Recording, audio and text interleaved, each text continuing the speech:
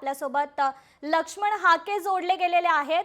Lakshmanji, 27% OBC आरक्षणाला आव्हान देणारी याचिका आता सुप्रीम कोर्टाने फेटाळली आहे. काय यावर पहिली प्रतिक्रिया आपली?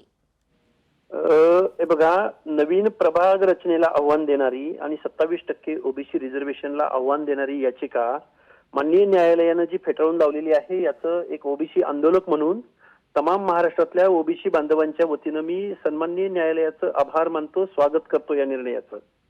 खऱ्या अर्थानं सामाजिक न्यायासाठी जे ओबीसीचं लोकल बॉडीज मधलं जे प्रतिनिधित्व आहे, हे प्रतिनिधित्व आणि सामाजिक न्याय मिळण्याच्या दृष्टिकोनातून सन्माननीय न्यायालयानं हा निर्णय दिलेला आहे.